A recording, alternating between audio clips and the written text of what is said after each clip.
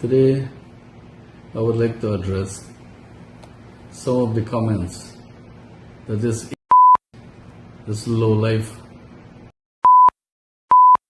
critic that he has been making.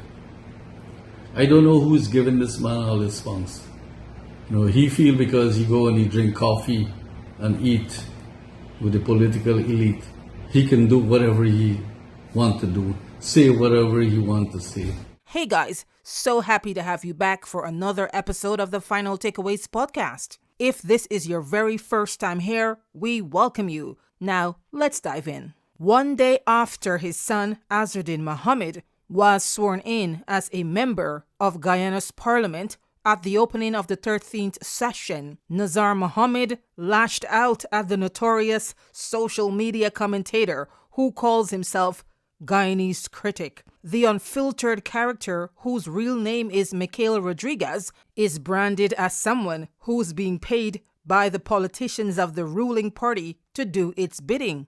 Critics consistently find himself in the middle of controversies and scandals, mainly with people and officials who are branded as opponents of the ruling People's Progressive Party, the PPPC. Case on point, Azruddin Mohamed, his father Nazar, in a video published on social media this week, the patriarch of the Mohammed's family has accused Guyanese Critic of being a spy for the United States government, even claiming to have evidence. Let's listen to what Nazar Muhammad had to say.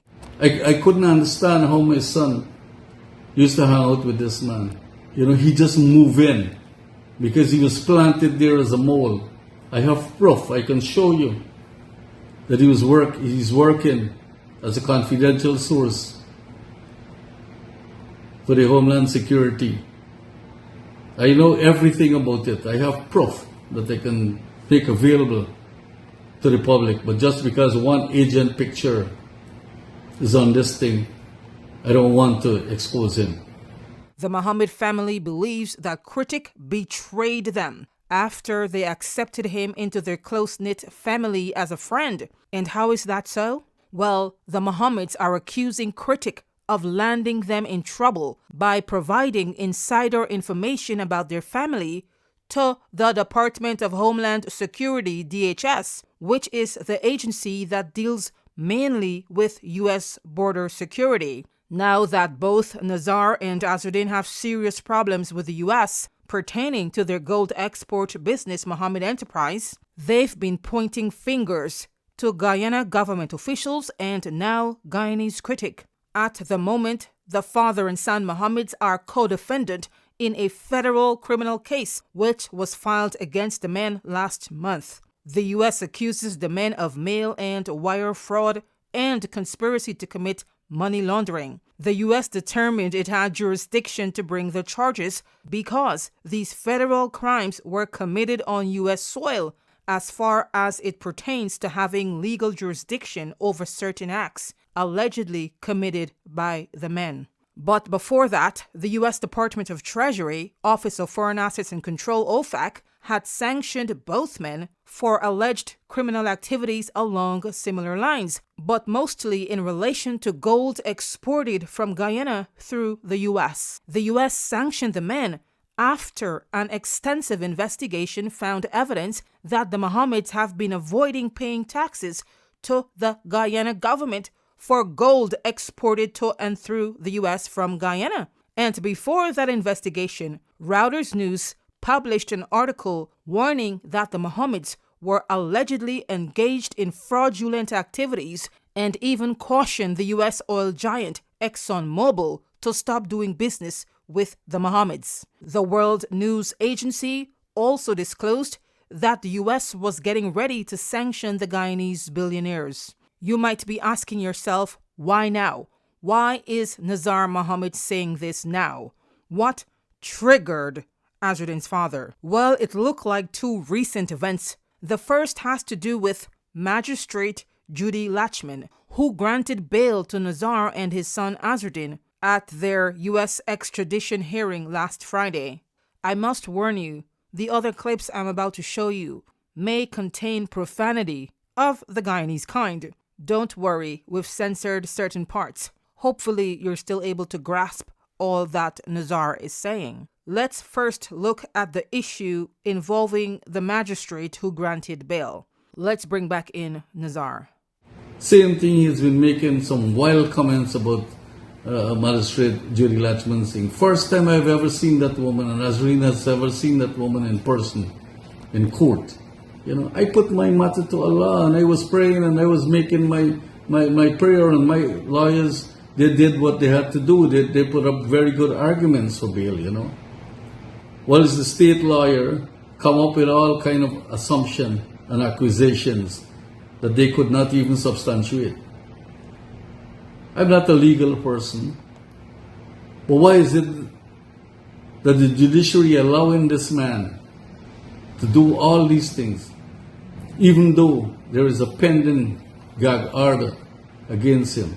The other triggering event is critics' effort to frame Azruddin as the mastermind behind the mobile gas station bombing in Georgetown 2 Sundays ago that left a child dead and at least 7 others severely injured. Let's bring in Guyanese Critic so you can hear the comments he made on social media. Y'all, savior. Azruddin Mohamed come out and with a photograph with a smirk in the palace. After the girl dead, post up a photo with a smirk. I am waiting to see when the police is going to issue statements on the intellectual authors. Because I can tell you something. If it's them, it's the Venezuelans. If it's the Venezuelans, it's them. It's either. Now, he may not have mentioned Muhammad directly, but you can read between the lines. You can hear the subliminal or subtle messages that he's sending. Obviously, Muhammad was not arrested, he was not questioned, neither was he charged by the police for the tragic gas station incident, which police describes as an act of terrorism. In fact, a Venezuelan man who police say confessed to the crime was yesterday remanded to prison along with 6 others, including 3 other Venezuelans and 3 Guyanese.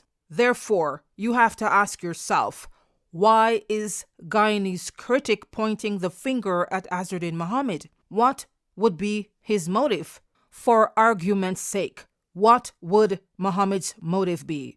What would he gain from this? He is about to officially become the opposition leader of the country. This happened 2 weeks before he was scheduled to be sworn in. What would be his motive? That would be self-sabotage. Don't you think? Let me know in the comment section.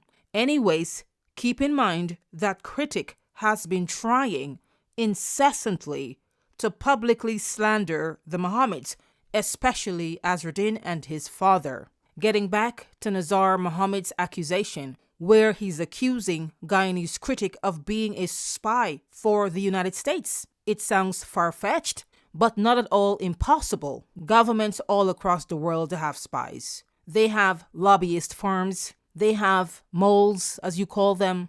They plant people to collect information and evidence. However, you have to ask yourself, would Senior Mohammed come out and make such a statement to implicate the US when it could have long-lasting consequences? They say where there is smoke, there is fire. And as you heard for yourself, Nazar Mohamed says he has evidence to support his claim, his accusation that Guyanese Critic is a spy. Anyway, the key question people still want answer to is who implicated the Mohammeds. Whether or not the allegations are true, someone had to trigger the investigation by Reuters. Someone had to trigger the investigations by the United States, which led up to the 2024 sanctions against the Mohammeds, and now the 2025 criminal indictment.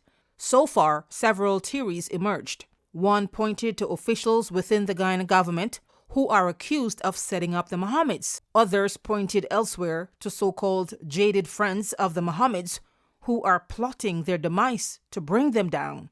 And then we have the theory that points to Guyanese Critic.